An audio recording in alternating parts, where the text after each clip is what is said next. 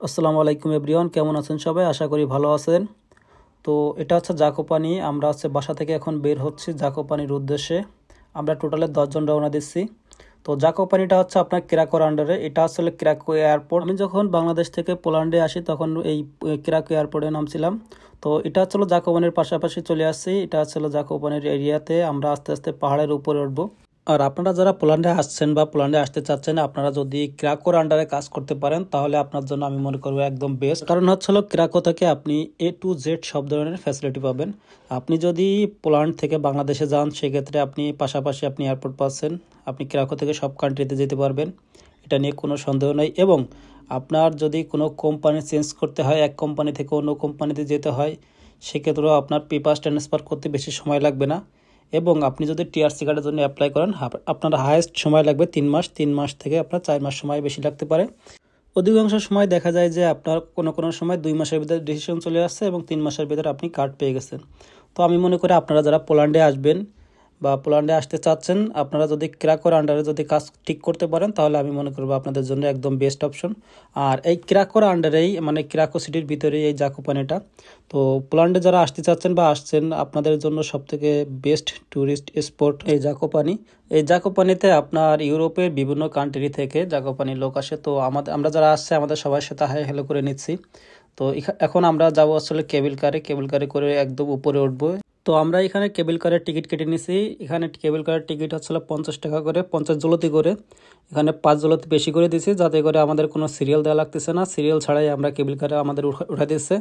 আসলে দালাল সব জায়গায় চলে। পোল্যান্ডেও দেখলাম যে আপনার 5 জলতি দিলে পার পার্সন যদি 5 জলতি করে দেওয়া হয় তাহলে আমাদেরকে আগে আগে সিরিয়াল দিয়ে দেবে। ওদের কাছে টিকিট আছে, ওদের টিকিটে আমাদের আগে আগে সিরিয়াল দিয়ে দিছে।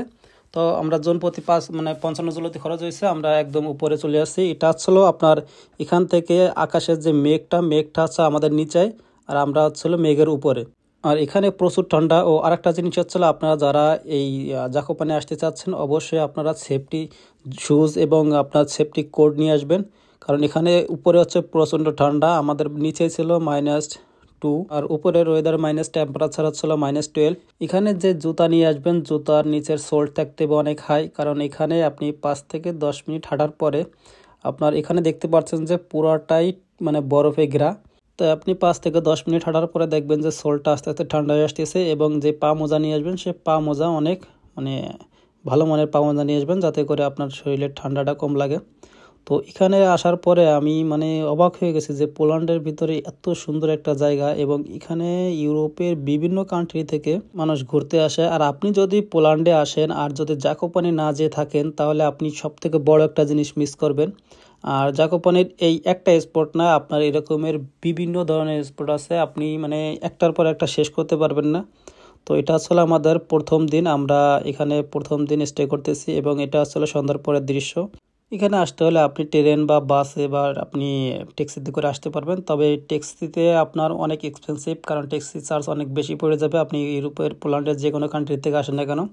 তো সেক্ষেত্রে আমি সাজেস্ট করবো যে আপনারা বাসে বা আপনারা ট্রেনে আসতে পারেন। আর ট্রেন এখানে পুরোটাই একদম সব জায়গাটাই আপনি ট্রেন পাবেন, পোল্যান্ডের সব জায়গাটাই। এবং নেক্সট ভিডিওতে কোন ধরনের ভিডিও চান আপনারা কমেন্টস করে জানাবেন। আপনাদের কমেন্টস দেখে আমি সেই ধরনের ভিডিও করার চেষ্টা করব। এবং কে কোন দেশ থেকে দেখছেন সবাই কমেন্টস করে জানাবেন। সবাই ভালো থাকবেন, আমার জন্য দোয়া করবেন। সবার জন্য শুভকামনা রইল। আল্লাহ হাফেজ।